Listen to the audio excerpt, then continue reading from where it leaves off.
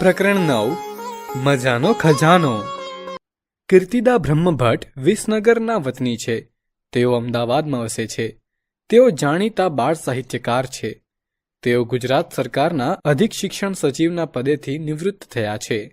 ઝરણું ઝાંઝરિયું, ટમકે તારા, પર્વતની ટોચે, તારલિયાની ટોળી, અજવાળા લિયો, પાંચીંકડા, રંગોની લાણી, ચકલી બહેનનું મોતી, ફૂલોનો દરિયો ટીંચાક જેવા તેમના બાળ સાહિત્યના પુસ્તકો છે. તેમના પુસ્તકો ગુજરાત સાહિત્ય અકાદમી અને ગુજરાતી સાહિત્ય પરિષદ દ્વારા પુરસ્કૃત થયા છે. મજાનો ખજાનો શીર્ષક ધરાવતો આ પાઠ ભાષાના છુપાયેલા ખજાનામાં ઊંડાણપૂર્વક ખુલ્લા પડે છે. લોકજીવનના અનુભવોમાંથી જન્મેલી કહેવતો વાણીને ચમત્કારિક, અસરકારક અને અર્થપૂર્ણ બનાવે છે. તે પાઠ દરમિયાન જીવંત ઉદાહરણો, અનુભવાત્મક ઘટનાઓ દ્વારા રમૂજી શૈલીમાં પ્રગટ થાય છે. નાનકડા અનુપની સાયકલની ચેઇન ઉતરી ગઈ. ભાઈ માંડ માંડ સાયકલ ચલાવતા શીખ્યા હતા. ત્યાં ચેઇન ચડાવતા તો આવડે જ ક્યાંથી? એણે તો સાયકલ ખેંચી લાવીને આંગણામાં મૂકી દીધી.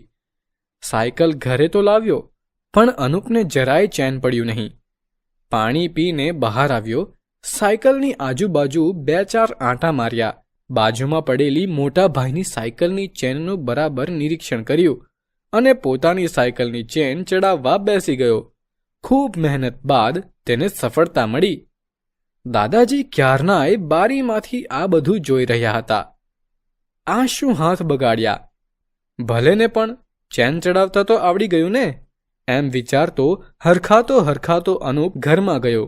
દાદાજી ત્યારે દાદીને કહી રહ્યા હતા, જોયું, વડ તેવા ટેટા અને બાપ તેવા બેટા. હાથ ધોવા જઈ રહેલો અનુપ ઊભો રહી ગયો. દાદાની સામે જોતા બોલ્યો, એટલે શું? એટલે બેટા, તું તારા પપ્પા જેવો છે. તારા પપ્પા પણ જે કામ હાથમાં લે તે પૂરું કર્યા વિના છોડતા જ નથી ને. તે પણ આજે તેવું જ કર્યું. ત્યાં તો દાદી બોલ્યા, મોરના ઈંડા ચિતરવા ના પડે. હું સમજી ગયો. હું પણ શું કરું? પપ્પાની રાહ જોતો સાંજ સુધી તો હું કેવી રીતે બેસી રહું? એમ કહીને અનુપ હાથ ધોવા ગયો. એટલામાં એનો મોટો ભાઈ સોહમ આવ્યો. તેના હાથમાં ચાર્ટ પેપર, ગુંદરની બોટલ, કાતર, પુસ્તક અને જુદા જુદા રંગના કાગળ હતા. તેને શાળાના શિક્ષકે 4 દિવસ પહેલા અંતરિક્ષ વિશે એક ચાર્ટ તૈયાર કરવાનું કામ સોંપ્યું હતું. આજે છેલ્લો દિવસ હતો અને અડધા કલાક પછી તેના મિત્રો આવવાના હતા. અડધા કલાકમાં જ તેણે આ પ્રોજેક્ટ પૂરો કરવાનો હતો. આ બધી જ વાત તેણે દાદાને કરી. એટલે દાદા બોલ્યા, આટલા દિવસ કશું ન કર્યું ને હવે ભાઈ આગ લાગી ત્યારે કૂવો ખોદવા બેઠા. સાંભળ્યું ના સાંભળ્યું કરીને એ તો નીચે બેસીને બબડતો ફટાફટ કાગળો આમથી તેમ કાપવા લાગ્યો. કાપીને તૈયાર કરેલા જુદા જુદા ગ્રહો જેવો ચાર્ટ પેપર ઉપર ચોંટાડવા ગયો તો ધ્યાનમાં આવ્યું કે ગ્રહોની ભ્રમણકક્ષા દોરવાની તો રહી જ ગઈ છે.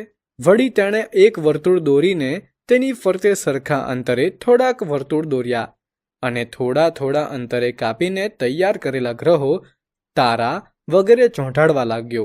જલ્દી કામ પૂરું કરવાની લાઈમાં તેણે ગ્રહો આડાઅવડા લગાવી દીધા.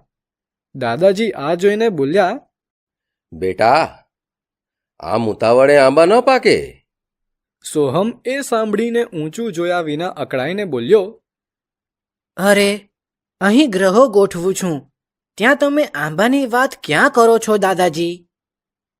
દાદાજી બોલ્યા, બેટા, શાંતિથી પુસ્તકમાં કયા ગ્રહનું સ્થાન ક્યાં છે તે જોઈને પછી જ ગ્રહોને ચાર્ટ પેપર ઉપર ચોંટાડવા હતા ને. આ તો તારી મહેનત પાણીમાં ગઈ. આંબો વાવીએ ને તરત જ તેની ઉપર ફળ ન આવે. આંબા ઉપર ફળ આવતા થોડોક સમય લાગે છે ને. તેમજ કોઈ પણ કામ શાંતિથી અને ધીરજથી ના કરીએ તો તેનું પરિણામ મળે નહીં. દાદાની વાત સાંભળીને પુસ્તકમાં ગ્રહોનું ચિત્ર જોયું તો ખરેખર તેણે મોટી ભૂલ કરી હતી. બધા જ ગ્રહો ખોટી રીતે લગાવ્યા હતા. તેનો આખોએ પ્રોજેક્ટ નકામો ગયો. સૂર્યની સૌથી નજીક બુધ ગ્રહના બદલે ગુરુ અને ત્રીજા સ્થાને પૃથ્વીના બદલે શનિનો ગ્રહ લગાવી દીધો હતો. હવે તે અકળાયો. તે લાંબો નિશ્વાસ નાખીને બોલ્યો, મારે આખો પ્રોજેક્ટ હવે ફરીથી કરવો પડશે. હજી તો ઉપગ્રહો, આકાશગંગા, તારા અને બીજું બધું ઘણું લગાવવાનું બાકી છે. આ સાંભળીને દાદા બોલ્યા, બેટા, ધીરજના ફળ મીઠા. આજે રમવાના બદલે શાંતિથી તારો પ્રોજેક્ટ ફરીથી બનાવ. હું તને મદદ કરીશ. સોહમ તો પગ પછાડતો બીજા ચાર્ટ પેપર અને રંગીન કાગળો લઈ આવ્યો. પીળા રંગના કાગળમાં સૂર્ય બનાવીને એક પછી એક ગ્રહ તૈયાર કરવા લાગ્યો. પણ તેનું મન તો તેના મિત્રોમાં જ હતું. કાગળમાંથી થોડાક ગ્રહો તૈયાર કરીને પાછો આ બધું કામ કેવી રીતે પૂરું થશે તે વિચારતો લમણે હાથ દઈને બેસી ગયો. એને આમ બેઠેલો જોઈને દાદા બોલ્યા, ચાલ ભાઈ ચાલ, હું તને હાથ દઉં છું. આવ, આપણે બંને મળીને તારું કામ પૂરું કરીએ. એમ તમે સામે હાથ લાંબો કરો એટલે મારું કામ થોડું પતી જવાનું છે દાદા. સોહમ વધુ અકળાઈને બોલ્યો, અરે બેટા, હાથ દેવો એટલે મદદ કરવી. તારા દાદા તને મદદ કરવા તૈયાર છે. દાદીમાં સોહમને સમજાવતા બોલ્યા. એટલામાં તો સોહમના મિત્રો આંગણામાં આવીને સોહમના નામની બૂમો પાડવા લાગ્યા. સોહમની સાથે દાદાજી પણ ઊભા થયા. તેમણે જોયું તો કરણ અને રૂપમની સાથે રૂપમની બહેન રાગિણી પણ હતી. દાદાજી સૌને ઘરમાં બોલાવી લાવ્યા. તેમણે સૌને સોહમના પ્રોજેક્ટ વિશે વાત કરી. સોહમને મદદ કરવા સમજાવ્યા. સોહમના મિત્રો તો દાદાજીની વાત સાંભળીને ખુશ થઈ ગયા. રાગિણીનો ઉત્સાહ પણ છાનો ન રહ્યો. કરણને કાગળમાંથી જાત જાતની ચીજવસ્તુઓ બનાવવાનો શોખ હતો તો રાગિણીને ચિત્રકામનો. કરણે બધાને ગ્રહો, તારાઓ, તારામંડળ, સૂર્ય, ચંદ્ર, આકાશગંગા, સ્પેસ શટલ, રોકેટ વગેરે કાગળમાંથી કેવી રીતે બનાવવા તે શીખવ્યું. અને રાગિણીએ સૂર્ય, ચંદ્ર, તારા, ગ્રહો વગેરેનું સ્થાન નક્કી કરીને પ્રોજેક્ટને અનુરૂપ રંગોથી ચાર્ટ પેપર સમજાવવાનું બીડું ઝડપી લીધું. જોત જોતામાં તો ચંદ્ર, તારા, વામન ગ્રહો વગેરે સાથે આખુંએ સૂર્યમંડળ સોહમના ચાર્ટ પેપર ઉપર ઉતરી આવ્યું. ત્યાં તો નાનકડો અનૂપ દોડતો આવીને તેની પાસેના ચળકતા રંગો બતાવીને બોલ્યો, આનાથી તારા બનાવો તો કેવું? તરત જ તે અનૂપ પાસેથી લઈને વાહ, આ તો સોનામાં સુગંધ ભળી. એમ કહીને કરણે ઝીણા ઝીણા ચળકતા ટપકા કરીને તારા દોરી દીધા. આમ સોહમનો પ્રોજેક્ટ પૂરો થયો. એ જોઈને દાદીમાં બોલ્યા, જોયું? જાજા હાથ રળિયામણા. એ સાથે જ દાદાજી પણ બોલ્યા, ઝાઝી કીડીઓ સાપને તાણે. જુઓ, તમે બધાએ દિલ દઈને કામ કર્યું તો કામ કેટલું ઝડપથી પૂરું થયું.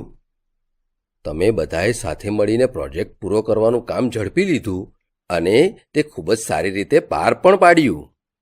ખરેખર મન હોય તો માળવે જવાય, તે આનું નામ. સહુ પૂરા થયેલા પ્રોજેક્ટને આનંદથી જોઈ રહ્યા હતા. ત્યાં તો નાનકડો અનૂપ હાથમાં પાણીની ખુલ્લી બોટલ લઈને આવ્યો. અરે અરે, ભાઈ સોહમ, હવે તારો પ્રોજેક્ટ ઠેકાણે મૂકી દે. કરણ એમાં સૂર પુરાવતા બોલ્યો, નહીં તો ફરીથી તારી આ મહેનત ઉપર પાણી ફરી વળશે. આ સાંભળીને તરત જ સોહમ બોલ્યો, મારા દાદા દાદી પાસે તો કહેવતોનો ખજાનો છે, પણ કરણ તું પણ? કરણ કહે, હા, હું પણ થોડું ઘણું મારા દાદા દાદી પાસેથી જ શીખ્યો છું. વાડ વિના વેલો ન ચઢે, ખરું ને દાદાજી? ત્યાં તો સોહમના મમ્મીએ બધાના માટે આઈસ્ક્રીમ લાવવા કહ્યું હતું. તે આવીને માથું ખંજવાળતો પૂછવા લાગ્યો, મારે શું લાવવાનું હતું? અરે રે, હીરો ગોગે જઈ આવ્યો ને ડેલે હાથ દઈ આવ્યો. એમ બોલીને સોહમના મમ્મી આઈસ્ક્રીમ લેવા રસોડામાં ગયા. એટલે તરત જ કરણ બોલ્યો, આનું નામ તે હૈયું બાળવા કરતા હાથ બાળવા સારા. એટલે વળી શું? અનુપ પૂછી બેઠો. દાદીમાએ સમજાવતા કહ્યું, બેટા, જો કોઈને કામ સોંપીએ અને તે બગાડે કે બરાબર ના કરે તો આપણને દુઃખ થાય. એના કરતાં આપણે જાતે જ આપણું કામ કરીએ તો વધારે સારું થાય. વળી ફરીથી કરણ બોલ્યો. પારકી આશ સદા નિરાશ. રૂપમ તો આ બધાની વાતોમાં વપરાતી કહેવતો સાંભળીને વિચારમાં જ પડી ગયો. તે ધીમે રહીને બોલ્યો. દાદાજી, થોડું થોડું ગુજરાતી મને પણ આવડે છે, પણ તમે બધા ઝાઝા હાથ રડિયામણા ને એવું બધું જે બોલ્યા એ શું? મને તો બહુ સમજાયું નહીં. દાદાજી સમજાવવા લાગ્યા. બેટા, આને કહેવત કહેવાય. બધી ભાષામાં કહેવતો જોવા મળે છે. કહેવત એટલે લોકજીભે બોલાતા આવતા શબ્દોનો સમૂહ. વ્યાવહારિક અનુભવના આધારે પરાપૂર્વથી બોલાતા આવતા શબ્દ સમૂહને કહેવત કહે છે. આપણી ગુજરાતી ભાષામાં પણ આવી અસંખ્ય કહેવતો સમૃદ્ધ છે. આપણી ભાષામાં એકબીજાથી વિરુદ્ધ અર્થ થતા હોય તેવી કેટલીક કહેવતો છે. જેમ કે બોલે તેના બોર વેચાય અને ન બોલ્યામાં 9 ગુણ, કે પછી માંગ્યા કરતાં મરવું ભલું અને માંગ્યા વિના માં પણ ન પીરસે. કેટલીક કહેવતો અલગ અલગ હોવા છતાં તેનો અર્થ એક જ થતો હોય તેવી સમાનાર્થી કહેવતો પણ આપણી પાસે છે.